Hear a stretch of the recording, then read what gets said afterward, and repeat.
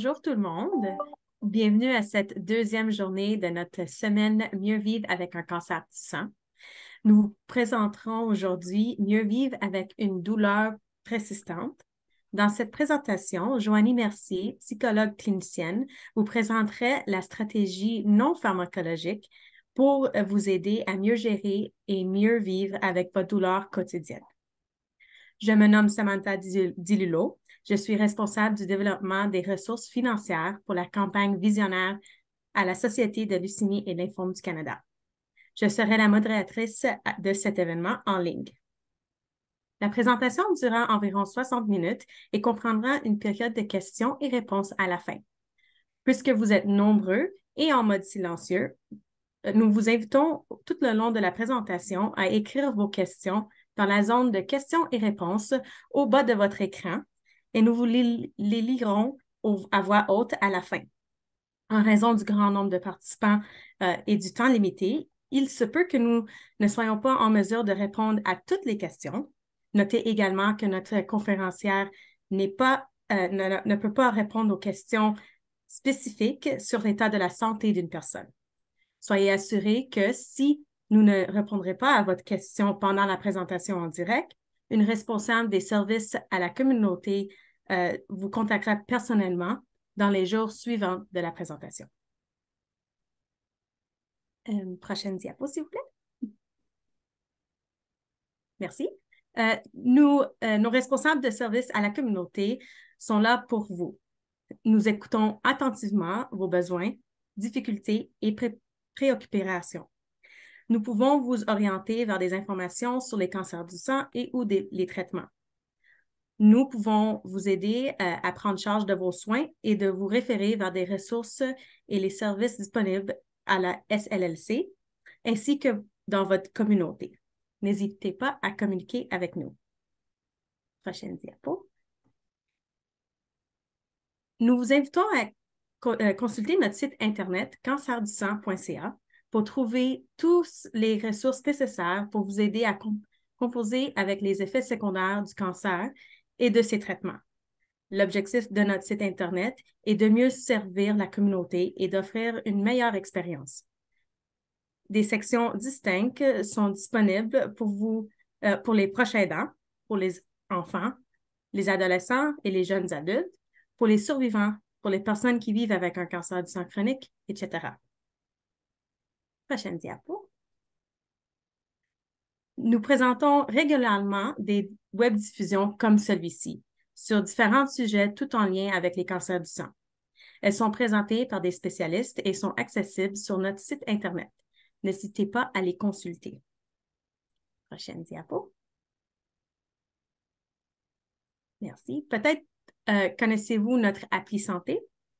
C'est une ressource gratuite qui est disponible en français et en anglais et qui peut vous aider à naviguer l'expérience du cancer. L'application vous aide à suivre les effets secondaires, les médicamentations, l'alimentation et le journal d'hydratation. Cette application permet également d'offrir les rappels de médication et comporte un planificateur de repas nutritifs ainsi que nombreuses recettes pour vous aider à bien vous alimenter. L'aidant peut également avoir accès à l'application. Elle peut être téléchargée gratuitement sur les appareils Apple ou Android. Prochaine diapo. Il est maintenant le temps pour vous présenter notre conférencière Joanie Mercier, une psychologue clinicienne. Elle détient un diplôme doctorat en psychologie d'un programme ayant intervention clinique et la recherche à l'Université de Laval. Ses études et son expérience clinique lui ont permis de développer une expertise en psychologie de la santé.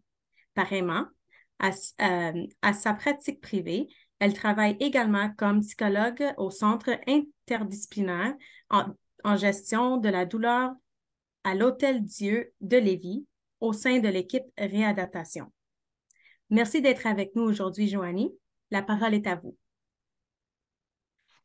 Merci beaucoup. Ça me fait plaisir d'être avec vous pour discuter de stratégies non pharmacologiques pour vous aider avec la gestion de la douleur persistante. Donc, petit plan de la présentation, je vous propose d'abord une définition de la douleur. Je vous parle un petit peu de sa prévalence. Je vous explique un petit peu comment ça fonctionne dans le corps, l'interprétation de la douleur. Et je vous introduis aussi aux notions d'autogestion de la douleur en vous présentant un petit peu plus en détail le modèle qu'on appelle biopsychosocial. Alors, j'y vais d'emblée avec la définition de la douleur. En fait, c'est l'Association internationale de l'étude de la douleur qui regroupe en fait des experts tant au niveau clinique qu'au niveau de la recherche qui se sont vraiment penchés à essayer de trouver la meilleure définition possible pour parler de la douleur. Alors, la définition qu'ils ont trouvée, je vous la lis ici, c'est une expérience sensorielle et émotionnelle désagréable associée à une lésion tissulaire réelle ou potentielle. Alors, c'est bien pensé, je trouve, comme définition parce que ce que ça dit, je la reprends un petit peu avec vous, une expérience sensorielle désagréable. Alors, on s'entend, vous seriez probablement les mieux placés pour décrire les sensations. Est-ce que c'est des brûlures? Est-ce que c'est des élancements? Est-ce que c'est des froideurs? Est-ce que c'est des coups de couteau? Alors, les sensations désagréables qui, le fait de vivre ces sensations-là s'accompagne aussi d'émotions désagréables. Alors, on va s'entendre pour dire que ces sensations-là vont entraîner de l'irritation, de la frustration, du découragement. Euh, donc, c'est ce qui témoigne de l'expérience de la douleur. Je reprends aussi le bout où les experts décrivent associé à une lésion tissulaire réelle ou potentielle. En fait, maintenant, les experts reconnaissent bien que la douleur peut être ressentie en réponse à un dommage, en réponse à une lésion physique, mais qui peut très bien y avoir de la douleur tout aussi importante, tout aussi invalidante, même s'il n'y a pas physiquement une lésion nécessairement qui peut l'expliquer. Alors, la douleur est loin d'être imaginaire, elle est bien réelle et elle peut être vécue sans nécessairement qu'il y ait une image qui prouve qu'il y a une lésion en particulier. L'exemple le plus typique pour expliquer ça, je vous dirais, c'est l'exemple des migraines. Hein, les gens qui vivent avec des conditions migraineuses, on aurait beau les mettre dans un scan, on ne verrait pas nécessairement sur la radiographie qu'il y a un dommage au niveau du cerveau, mais la douleur, elle est bien ressentie et elle est réelle quand même.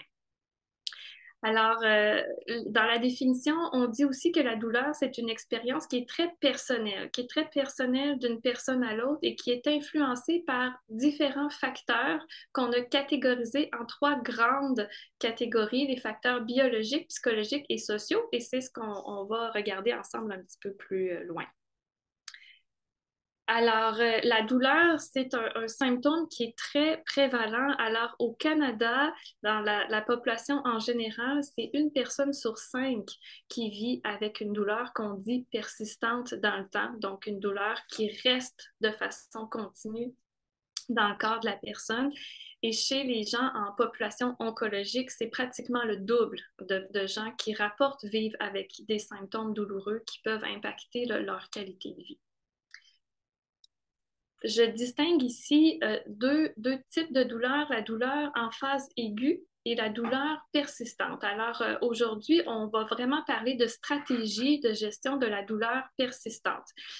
Qu'est-ce que la douleur aiguë? La douleur aiguë, parfois les gens vont l'entendre comme une douleur qui est vive, une douleur qui est très intense, mais en fait, ici, on fait davantage référence à la phase ou au stade de douleur. Donc, une douleur aiguë, elle peut très bien être intense, effectivement, mais une douleur aiguë est une douleur qui apparaît et qui va graduellement s'estomper à l'intérieur de quelques jours, quelques mois. Lorsque la douleur euh, persiste au-delà de 6 mois, à ce moment-là, on tombe plus dans une autre phase de douleur qu'on appelle la douleur persistante. Alors, la douleur persistante peut très bien être aussi intense, voire même plus intense que la douleur en phase aiguë. La douleur persistante peut s'expliquer, entre autres, en raison d'une maladie chronique, mais peut s'expliquer aussi par le fait que lorsque la douleur circule dans le corps de la personne pendant plus de 6 mois, il y a un phénomène aussi qui peut s'installer chez certaines personnes qui est une hypersensibilisation du système nerveux. Donc, c'est comme si à la force que la douleur circule dans le corps, il y a comme une sensibilisation au niveau des nerfs qui s'installe et qui peut expliquer pourquoi ensuite de ça, la douleur persiste encore bien longtemps. On parle vraiment d'une maladie à part entière. Quand on rentre dans la condition de douleur persistante, c'est une maladie qui mérite d'être prise en charge à part entière. Et là, il n'y a plus de relation claire vraiment entre la lésion de départ, s'il y en avait une, et l'intensité douloureuse. Alors, l'intensité douloureuse peut être très, très, très intense, très vive en douleur persistante, malgré que ça fait longtemps qu'elle est dans le corps de la personne. Simplement quelques mots par rapport à notre système nerveux, parce que pourquoi je vous parle du système nerveux, c'est que le système nerveux est responsable de toutes les sensations physiques qu'on va ressentir. Si on est en mesure de ressentir la douceur du pelage de notre animal ou si on est en mesure de ressentir le vent sur nos joues, c'est parce qu'on a un système nerveux qui capte ces sensations-là et qui fait qu'on les ressent. Alors, on ressent autant les sensations agréables que désagréables. Alors, la douleur vient du système nerveux. Donc, je vous explique un petit peu comment ça marche sans trop rentrer dans les détails, mais on a partout sur notre corps, en fait, ces petits récepteurs qui captent les sensations, les stimuli, en fait, qui font un relais avec nos nerfs. Ici, dans l'image, vous voyez l'exemple d'une sensation à l'épaule, mais ça serait la même chose, là, peu importe où sur le corps. Donc, quand les récepteurs ont capté une sensation, ça circule dans nos nerfs, ça vient se relayer au niveau de la moelle épinière. La moelle épinière, on peut voir ça comme une espèce de gros câble dans notre colonne vertébrale qui va monter jusqu'au cerveau.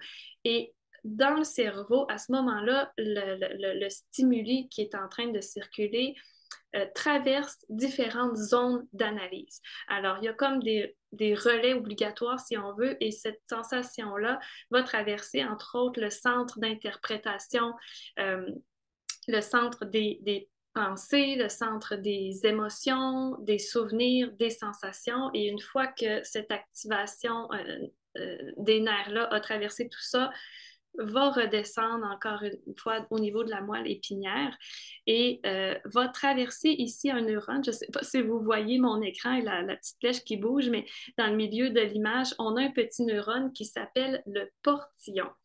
Alors, si jamais vous allez lire sur le sujet, sur la théorie des portillons, ça existe vraiment, ça s'appelle comme ça. Le portillon est en fait une porte qui laisse passer plus ou moins le message de douleur. Il y a un rôle, en fait, c'est comme un bloqueur et qui fait en sorte que plus il est ouvert, plus la personne va ressentir finalement la sensation douloureuse. Dans le contexte de douleur persistante, ben, la porte, on comprend qu'elle ferme plus étanche finalement. Mais qu'est-ce qui fait que parfois la douleur que vous pouvez vivre n'est pas toujours au même niveau? Il y a toujours de la douleur, mais qu'est-ce qui fait que parfois la douleur est très, très, très intense, qu'après ça, vous avez une petite accalmie et des fois, même à l'intérieur d'une même journée, la sensation douloureuse peut varier dans le temps. Alors, qu'est-ce qui explique ça? C'est entre autres ce portillon-là qui est situé dans la moelle épinière qui peut s'ouvrir et qui peut se fermer. Alors, l'idée, ça va être de voir ensemble qu'est-ce qui peut contribuer à l'ouverture de ce portillon-là. Et plus on arrive à identifier de facteurs qui peuvent influencer l'ouverture et la fermeture de ce portillon-là, plus on peut augmenter notre pouvoir d'agir pour contrôler la douleur. Alors, vous avez probablement déjà dans votre coffre à outils des options pharmacologiques, des médicaments qui viennent agir sur ce système nerveux-là pour vous aider à abaisser les signaux douloureux. Alors, on garde ça, c'est important de le conserver. Maintenant, ce qu'on voit, c'est que dans la douleur persistante, c'est pas suffisant, malheureusement. Votre équipe médicale prend bien ça en charge, s'occupe probablement de cette condition-là avec vous. C'est important aussi de continuer de les informer de votre condition. Mais ce qu'on voit dans la douleur persistante, c'est que les options pharmacologiques souvent ne suffisent pas.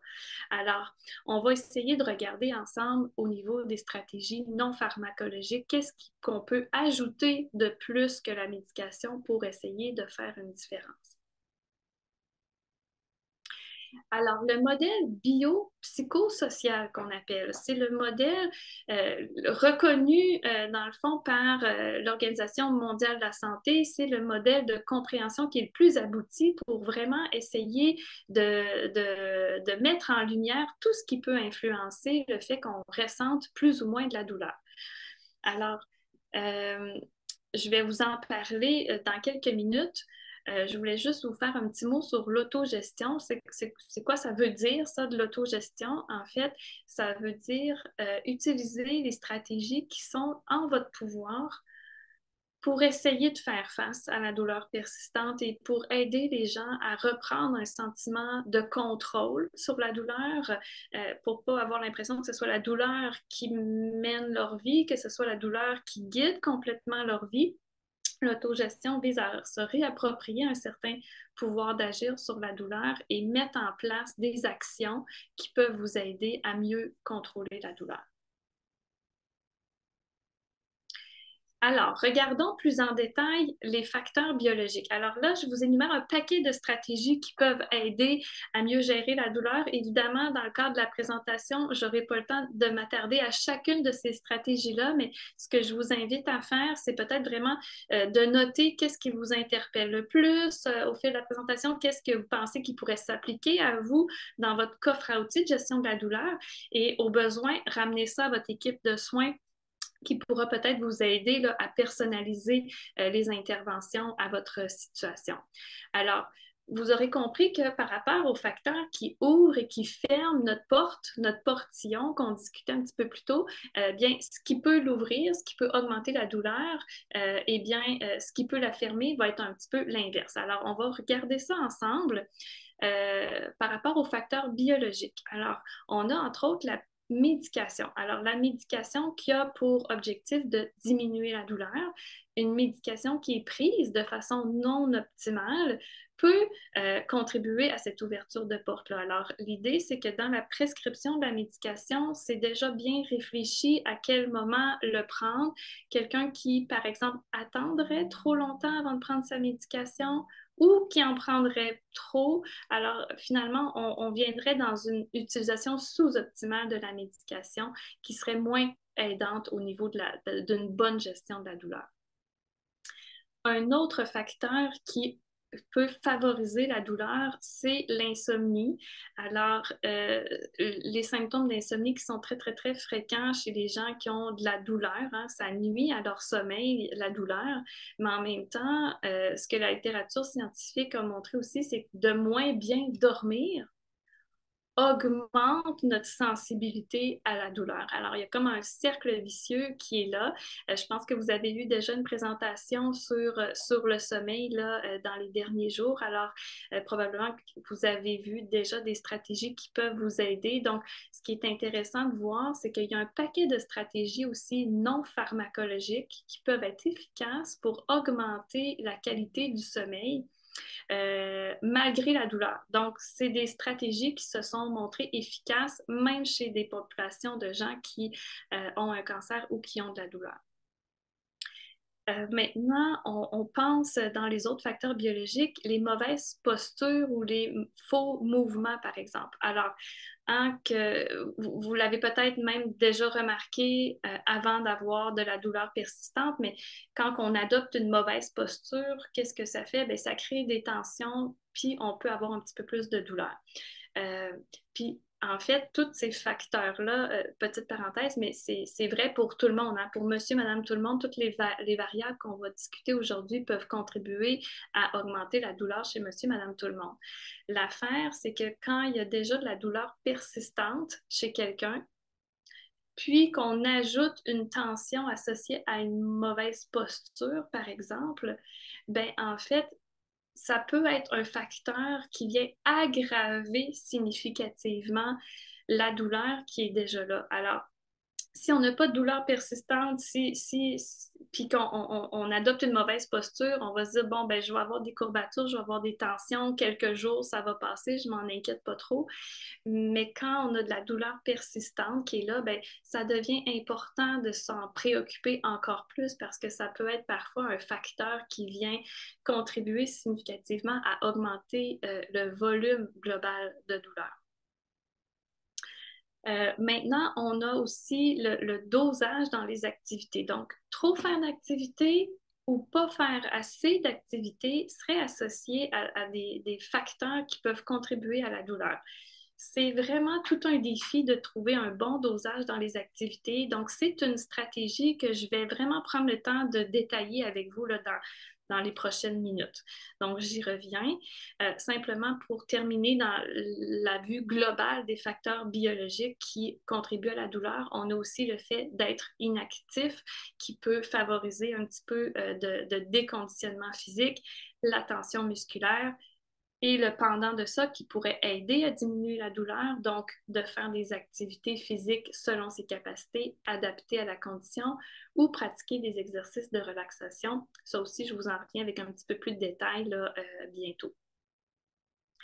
Je vous parle un peu plus en détail du dosage parce que c'est un réel défi chez les gens qu'on rencontre. Comment ajuster l'organisation de leur activité et moment de repos. Alors, un dosage optimal, c'est ça. On veut essayer de trouver un équilibre entre faire quelque chose et prendre une pause. Une pause qui ne veut pas dire nécessairement une sieste ou dormir, mais plus de changer de registre un petit peu d'activité que celle qu'on vient de faire juste avant.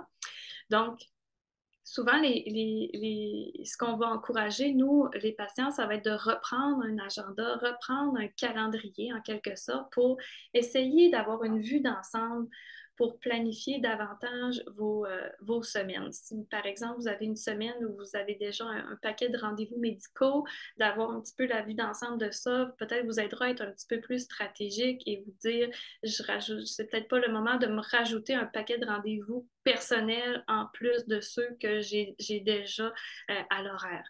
Alors, vraiment, pour essayer de planifier davantage vos activités stratégiquement.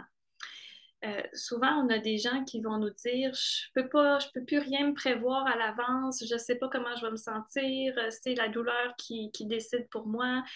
C'est vrai que c'est un défi tout ça. Puis l'idée nous, on va encourager les gens à se dire, on va planifier quand même à l'avance, on va planifier de façon stratégique en essayant de penser à notre horaire, mais tout en restant flexible. Donc, je planifie, mais si finalement, rendu là, je suis trop en grosse douleur, je me permets finalement de me rétracter et de reporter mon activité à un meilleur moment.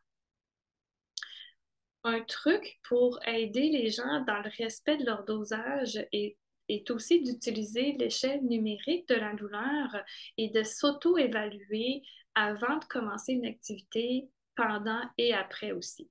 Probablement que vous connaissez déjà l'échelle 0-10, 0 douleur, 10 étant la pire douleur ressentie. Donc, l'idée est de prendre l'habitude de aller documenter un petit peu votre état avant de commencer l'activité. Je suis à combien là, en ce moment? Est-ce que c'est réaliste en fonction de comment je me sens de me lancer dans l'activité que je suis sur le pas de commencer? Et aussi, pendant l'activité, hein, souvent c'est ça que le défi que les gens rencontrent, dans le feu de l'action, et ils ne voient pas qu'ils sont nécessairement en train de dépasser leur capacité, mais de prendre le réflexe de juste se questionner pendant l'activité. OK, ça va-tu encore? Je suis en train d'avoir un petit peu plus mal? Est-ce qu'il serait temps pour moi que je m'arrête avant de me rendre trop loin? Alors, de prendre le pouls, sans non plus devenir hyper vigilant. Évidemment, on ne veut pas que la personne soit toujours en train de se focusser sur son corps, mais juste de développer un entre-deux. Et d'utiliser l'échelle après aussi, donc après votre activité, pour vous ajuster. OK, bien la prochaine fois, est-ce que je diminue un petit peu le temps de mon activité pour essayer d'y aller de façon encore plus réaliste en fonction de mes capacités? Donc, c'est beaucoup d'essais-erreurs, le dosage, beaucoup d'essais-erreurs parce que des fois, une semaine, par exemple, les gens vont nous dire, j'ai passé ma balayeuse, ça a bien été, je l'ai faite en une fois. Pourquoi la semaine d'après, ma même activité, je n'ai pas été capable, puis j'ai eu vraiment beaucoup de douleur. Alors, c'est vrai, ça. Une semaine veut pas dire. Si une activité se passe bien une semaine, ça ne veut pas dire que ça va être la même chose la semaine d'après, parce que c'est là où on voit aussi beaucoup plus complexe que juste une variable qui influence la douleur. Est-ce que la semaine d'avant, vous aviez bien dormi la veille? Est-ce que vous étiez dans une bonne période de façon générale? Est-ce que la semaine d'après, il y avait un stresseur de plus à gérer? Alors, c'est tous ces facteurs-là ensemble qui viennent faire leur part d'influence. Il y a deux cercles vicieux fréquents qu'on voit chez les gens par rapport au dosage. Donc, on a un premier profil de gens qui, suite à la maladie ou à la blessure, vont avoir de la douleur, puis vont se mettre à avoir tellement peur que cette douleur-là augmente encore plus, qu'ils vont tenter d'éviter le plus possible toutes les situations perçues à risque d'augmenter la douleur. Donc, malheureusement, de cette façon de faire-là, va tranquillement amener un déconditionnement chez eux et aussi les mettre à risque de déprime. Et ça va faire en sorte que la douleur peut même s'empirer. L'autre cercle vicieux qu'on voit souvent, c'est les gens qui ont la douleur, mais qui n'écoutent pas ce signal de douleur-là, puis qui essaient de fonctionner comme avant le plus possible. Par contre, ça les met à risque de dépasser leur capacité physique et d'augmenter la douleur, ce qui entraîne de la déprime aussi et de la frustration de devoir payer le prix après coup suite à leur activité. Donc, dans un monde idéal, hein, je comprends, c'est beaucoup plus facile à dire qu'à faire, mais dans un monde idéal, comment on envisagerait les choses? Donc, essayer d'ajuster ses attentes. J'ai de la douleur, je ne peux pas fonctionner comme avant, mais j'évite de me retrouver dans un tout ou rien entre je ne peux plus rien faire ou sinon c'était comme avant. Et je vois comment je peux trouver des alternatives. Est-ce que je peux trouver des activités que je peux faire quand même de façon adaptée pour continuer de m'activer un petit peu, prévenir le déconditionnement et maintenir une certaine qualité de vie. Ça ne sera pas la qualité de vie d'avant, je suis d'accord avec vous, mais l'idée, c'est de se dire aussi, les gens qui ont de la douleur persistante ne sont pas condamnés à ne plus avoir de qualité de vie du tout non plus. Alors, comment faire pour trouver cet entre-deux-là entre continuer de faire certaines choses, mais tout en respectant mes nouvelles limitations. Ici, c'est simplement un exemple d'application du dosage. Hein. On a par exemple quelqu'un qui veut faire du ménage, et ça ici, la ligne en rouge, on a sa limite physique de ses capacités du moment, qui part dans son ménage, dépasse ses limites parce que tant qu'à commencer, on finit, puis finalement s'en trouve à payer le prix finalement pour le reste de l'avant-midi, à être sur le dos parce que sa douleur est devenue trop forte après. D'un autre côté, on a l'application du dosage, donc quelqu'un qui va à petite dose, qui fait un petit peu de ménage, alterne avec sa pause, un peu de ménage, la pause. Est-ce que ça va prendre plus de temps? Probablement. Mais au bout de la journée, au bout de la semaine, la tâche va être quand même faite. En fait, si on compare les deux images, les gens ici ont fait le même nombre de tâches, mais il y a quelqu'un qui a davantage été dans le cycle trop en faire, payer le prix, ou l'autre personne qui tente d'alterner entre en faire un petit peu et prendre une pause pour essayer de mieux gérer sa douleur. Petit mot sur le point d'inflexion, peut-être que vous en avez déjà entendu parler, mais c'est un phénomène vraiment bien documenté. Donc, le point d'inflexion, c'est vraiment le point de rupture qu'on appelle l'effort de trop à partir duquel on est à risque de vivre une crise douloureuse. Alors, c'est pour ça que ça devient important d'être à l'écoute de ces signaux parce que avec le temps dans l'activité, la douleur peut augmenter un petit peu, mais à un moment donné, il y a vraiment un point de rupture à partir duquel la douleur va vraiment augmenter significativement si on dépasse cette limite physique-là. Alors, souvent aussi, ce que les gens ont peur de passer à côté d'un symptôme ou d'un signal qui serait important de considérer et qui pourrait être inquiétant. Alors, l'idée avec ça, c'est d'encourager les gens à se faire un peu un plan d'action avec votre équipe médicale. S'il y a des symptômes, des signaux, des signes qui vous inquiètent plus par rapport à votre douleur, je vous invite vraiment à prendre un moment et vous arrêter avec votre équipe médicale pour clarifier et mettre ça par écrit. Moi, c'est quoi mes symptômes qui seraient signes que je dois consulter?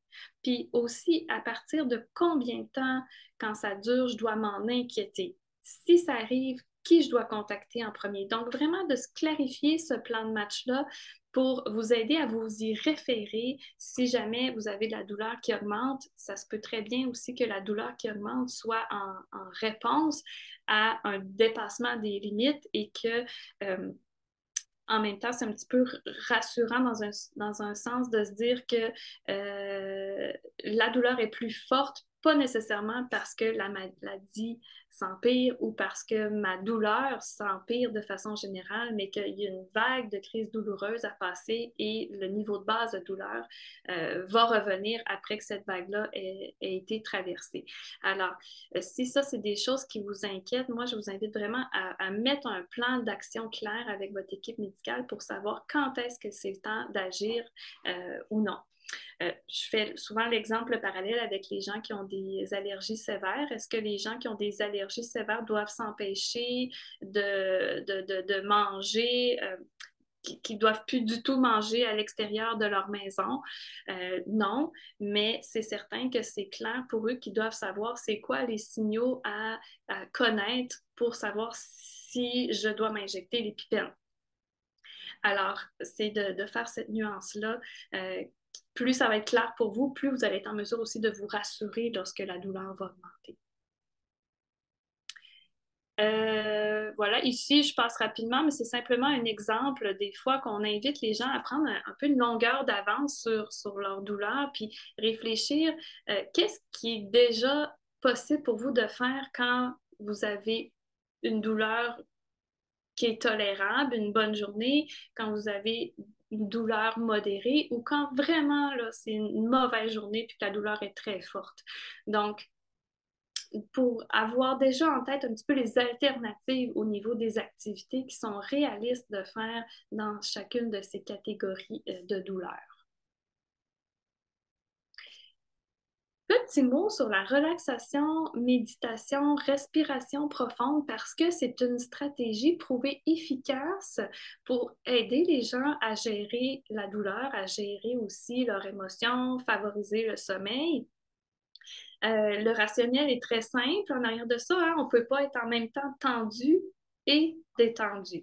Alors, l'idée, c'est que plus on utilise ces stratégies-là dans une optique d'apaiser son système nerveux, plus on met les chances de notre côté qu'il y ait moins d'activation dans notre système nerveux et donc de moins ressentir de douleur.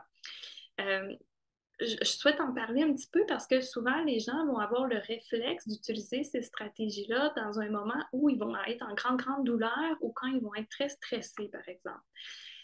C'est une bonne idée. En même temps, c'est les contextes d'application les plus difficiles. C'est dur de ressentir les bienfaits de la relaxation quand déjà la douleur est très, très importante dans votre corps ou quand l'état de stress est très important. Alors, c'est une stratégie qui serait davantage efficace à utiliser dans un mode prévention plutôt que réaction. Alors, mieux vaut vous permettre des petites séances mais plus régulières pour engendrer des moments dans votre journée où on détend un petit peu le système nerveux sans avoir d'attente nécessairement de soulagement significatif sur le coup. C'est pas une baguette magique, c'est pas miraculeux ces techniques-là, mais de le voir vraiment plus comme un investissement. Plus vous le faites de façon préventive, plus ça pourra vous aider à prévenir une éventuelle crise douloureuse. Le plus difficile souvent est en fait de vous permettre de magasiner une formule qui vous parle. Hein. Il y a tellement, tellement de choses qui existent par rapport aux exercices de méditation, relaxation. On a tous des goûts, des préférences différentes. Fait que moi, je vous invite vraiment à essayer différentes modalités pour trouver celle qui vous parle le plus. Je pense aux facteurs psychologiques maintenant qui peuvent influencer la douleur. Alors, petit mot sur le lien émotion-douleur. Hein? Donc, dans les émotions, pourquoi on en parle? C'est que les émotions, c'est d'abord un message que notre corps nous envoie, des sensations qu'on ressent dans notre corps. On a parlé tout à l'heure du système nerveux et on disait que toutes les sensations qu'on ressent passent par le système nerveux. Alors, pourquoi c'est important de parler des émotions en douleur? Bien, c'est parce que les émotions empruntent les mêmes circuits que la douleur au niveau du système nerveux. Alors, ce n'est pas les émotions qui vont créer une condition douloureuse, on s'entend là-dessus, mais s'il y a déjà de la douleur beaucoup dans le corps, puis qu'on rajoute une couche d'activation dans le système nerveux associée à des émotions désagréables, ça peut faire augmenter le volume total de douleur. Hein? Moi, j'aime bien utiliser à la clinique de la douleur, on utilise la métaphore de l'orchestre symphonique. C'est comme si vous imaginez une orchestre symphonique avec différents instruments dans l'orchestre. Ben, si tout d'un coup, la personne qui joue de la trompette, pour dire quelque chose, se met à jouer plus fort, ça va augmenter le volume total quand même de l'effet sonore de l'orchestre symphonique. Alors, c'est un petit peu la même chose. S'il y a déjà de la douleur qui est là, puis qu'on augmente le volume des émotions désagréables, ça fait augmenter le volume global de l'activation dans le système nerveux et donc de la douleur.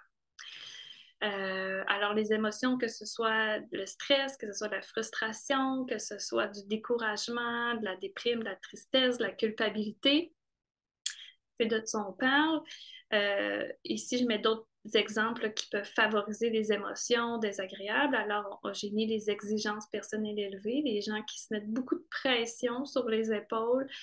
Ça amène plus de stress, mais ça amène aussi plus de risque d'être déçus aussi.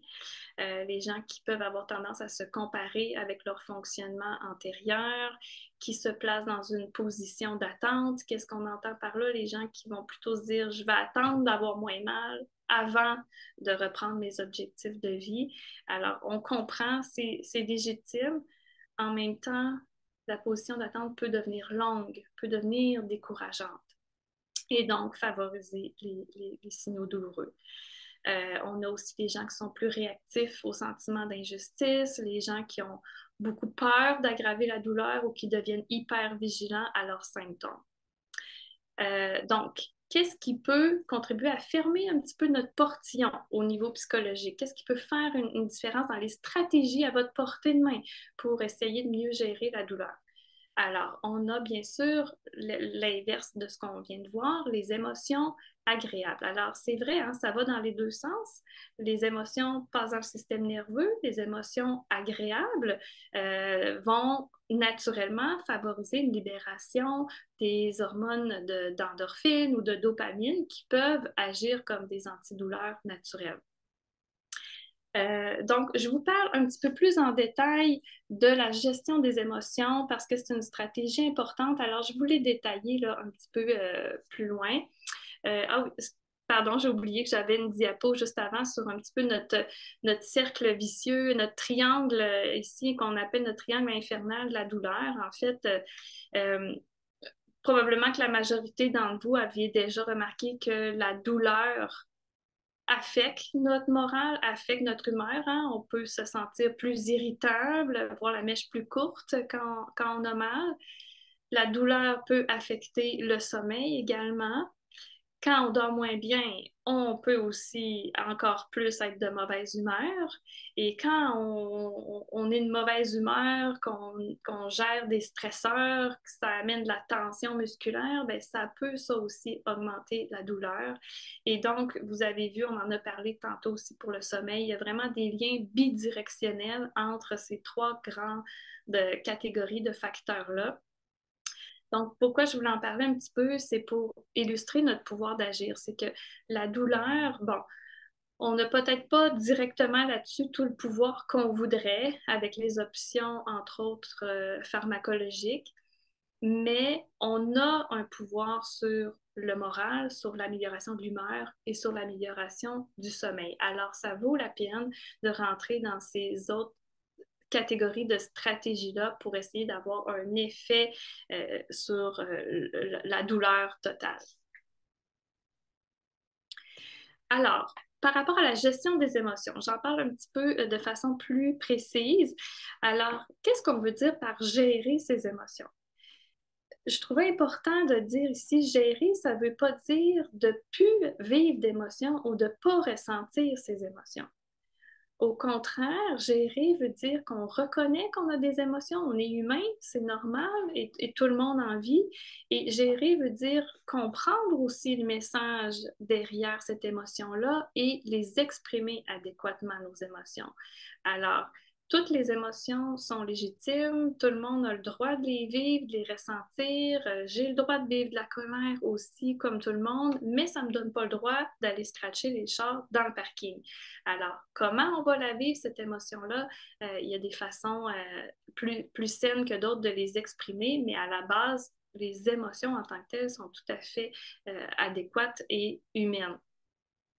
Donc, par où on commence? Première étape, je vous invite à vous autoriser à les ressentir, ces émotions-là.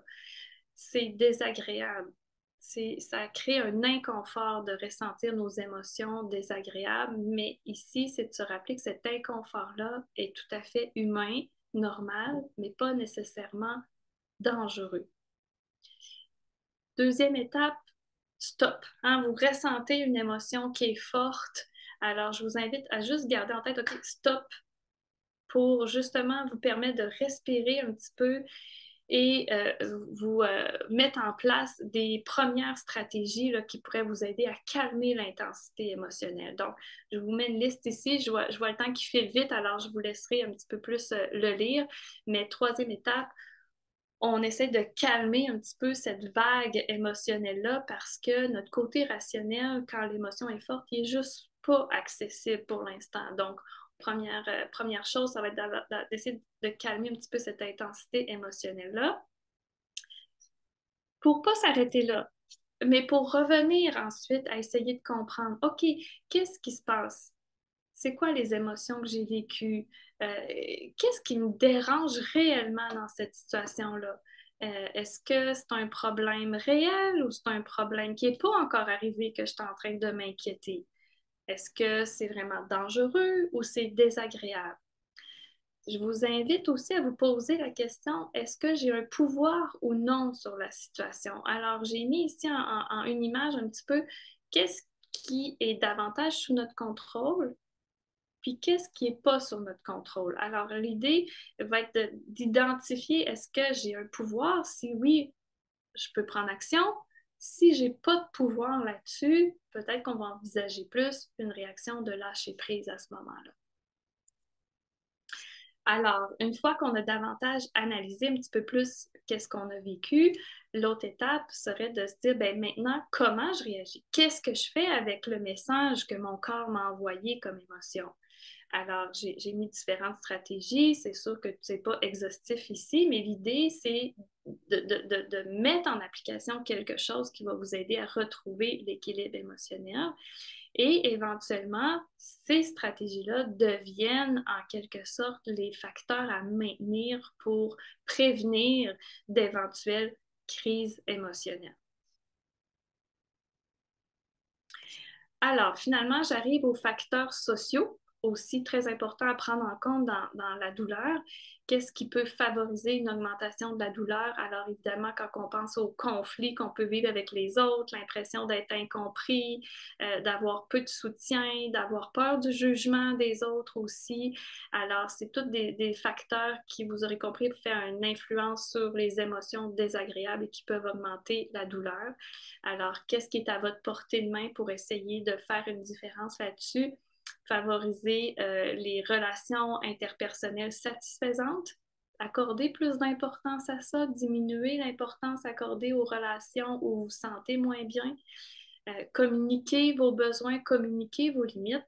Je comprends que ça, c'est un gros facteur en tant que tel qui est plus facile à dire qu'à faire, mais je vous ai mis dans les diapos qui suivent quelques idées là, de communication, autant pour vous que pour les proches. Je ne sais pas si on a aussi des proches dans la présentation d'aujourd'hui, mais je vous ai mis quelques stratégies pour essayer de favoriser une meilleure communication, des stratégies pour les patients, mais aussi des stratégies pour les proches. Joanie, juste pour te laisser Oui, savoir, tu as à peu près 10 minutes. oui, parfait. Fait que j'accélère un petit peu, là, puis je m'en vais vers la conclusion. Alors, finalement, le modèle biopsychosocial, on peut voir ça comme un paquet de petits engrenages de plein de facteurs qui s'inter-influencent entre eux. Alors, l'idée ici est de voir qu'est-ce qui est le plus réaliste pour vous de commencer comme stratégie d'intervention. Plus vous voyez de choses dans ce qu'on a vu ensemble sur lesquelles vous pourriez agir, bien, plus c'est positif parce que tout ça va s'inter-influencer. Alors, l'idée, c'est de commencer avec quelque chose qui est réaliste. Chaque petit pas compte et a un pouvoir de faire tourner les engrenages qui sont avoisinants. Alors, sur quoi je mets mon focus? Essayer de diminuer la douleur à tout prix, puis rester dans une perspective qu'on appelle un petit peu plus de lutte par rapport à la douleur, ou essayer de voir, OK, la douleur est là, elle est injuste, mais comment je peux, malgré tout, essayer de faire pour augmenter ma qualité de vie?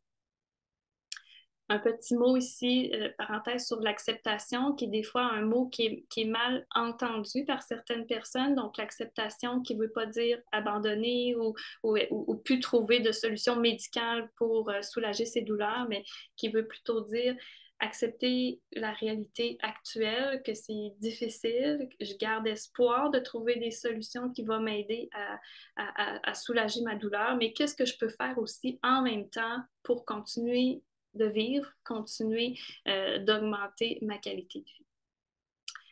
Finalement, des fois, les gens qui sont affectés par la douleur ou la maladie perdent de vue un petit peu qu'est-ce qu'il leur reste. Ils ont l'impression que c'est tellement envahissant qu'ils perdent une partie de leur identité. Alors, sachez qu'il reste encore des choses qui vous définissent, qui font partie de vous et que vous pouvez encore utiliser dans votre quotidien.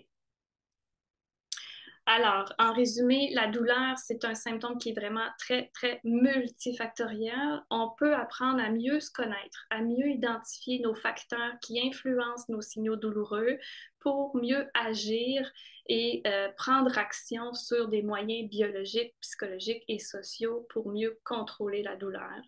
Est-ce que je suis davantage en mode réaction ou mode prévention par rapport à la douleur? Notre pouvoir se trouve dans cette clé-là de la prévention, donc de mettre en place les stratégies qu'on a vues pour essayer de minimiser les chances de vivre des crises douloureuses, puis essayer d'entretenir ce niveau de base-là de douleur qui reste là, qui reste inconfortable, mais que si moins on peut ne pas l'augmenter, hein, ça serait déjà ça finalement. Et ne pas hésiter à demander de l'aide des différents professionnels de la santé qui vous entourent pour essayer de personnaliser le modèle biopsychosocial là, le plus possible à vous. Alors voilà, je vous laisse les ressources et les références que vous pourrez consulter là, au besoin. Et je vous remercie beaucoup. Bien, merci beaucoup à toi, Joanie, pour cette présentation très, très, très intéressante. En fait, c'est maintenant l'heure de notre période de questions. Tel que mentionné à l'introduction, nous vous invitons de écrire vos questions dans la zone de questions et réponses au bas de votre écran et nous les lirons à voix haute. En raison du grand nombre de participants et du temps limité qu'on a, on a à peu près 5 à 10 minutes qui restent pour ça. Alors, il se peut que nous ne soyons pas capables ou en mesure de répondre à toutes les questions. Notez également que notre conférencière ne peut pas répondre à des questions spécifiques sur l'état de santé d'une personne. Soyez assurés que si on manque ou on ne peut pas répondre à votre question pendant la présentation en direct, un responsable de notre équipe service à la communauté vous contactera personnellement dans les jours suivant la présentation.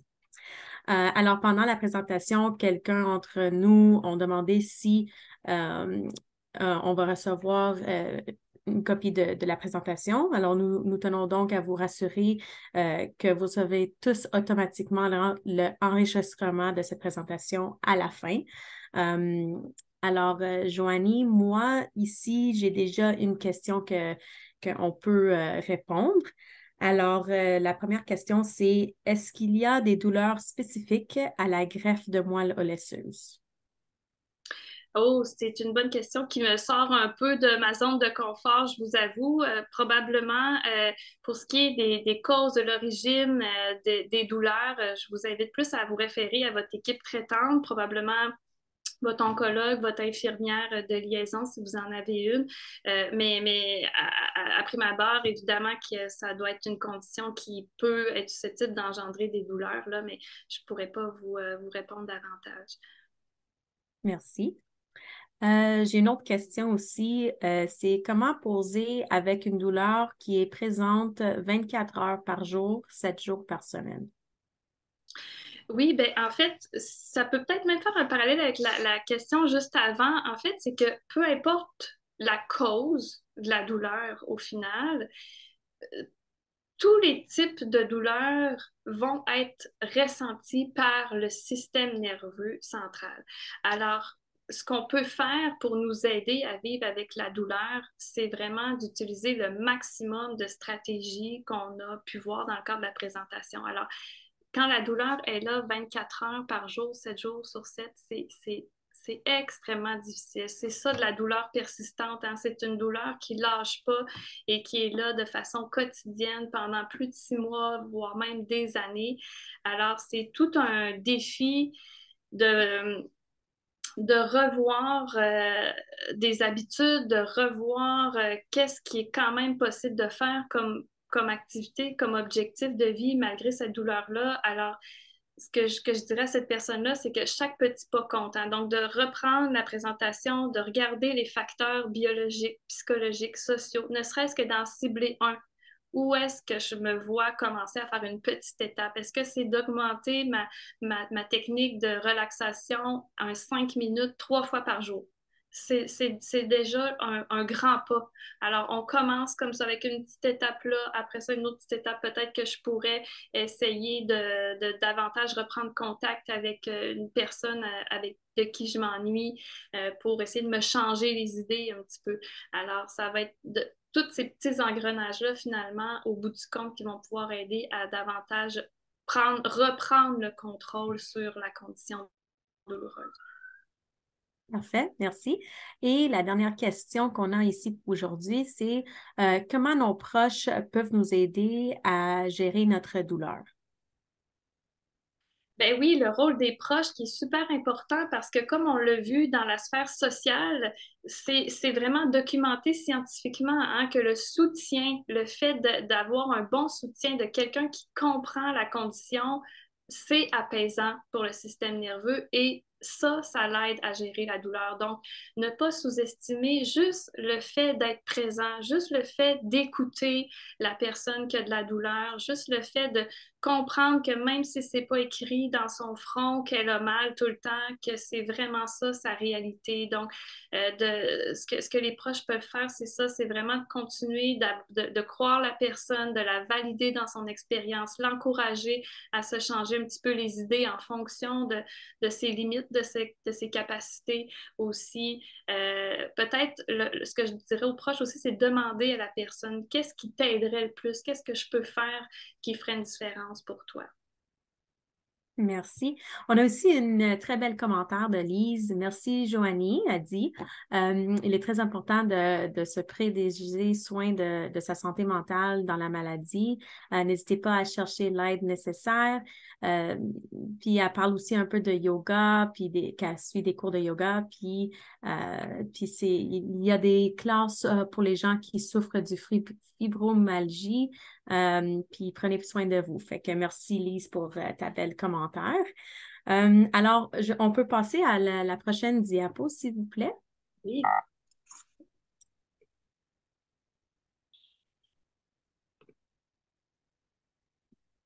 Ah, j'ai-tu... Oui, c'est ça, exactement. Merci. OK, pardon.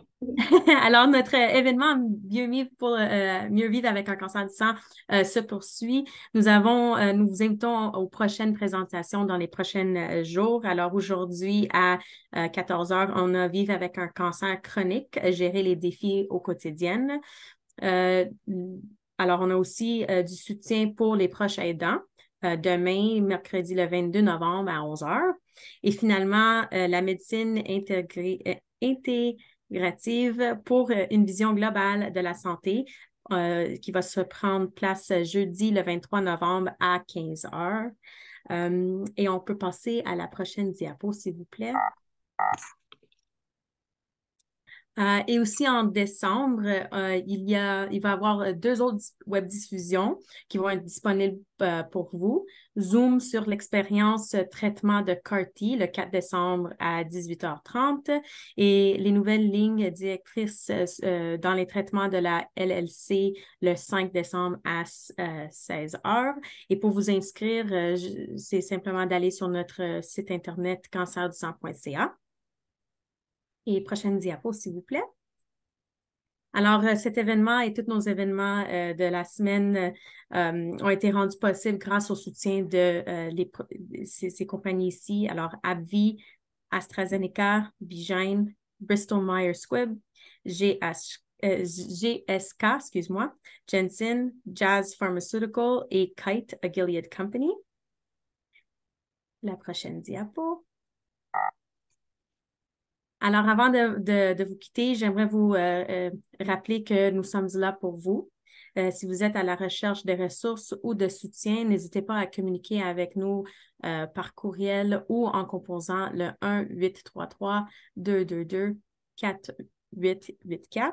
et veuillez noter un court sondage vous sera envoyé après cette présentation. Alors, merci de prendre un petit moment pour y répondre afin que pour nous aider à planifier les événements futurs. Puis, je tiens à vous remercier, Joanie, et tous nos participants aujourd'hui. Alors, prenez bien soin de vous. Merci. Merci beaucoup. Bonne journée.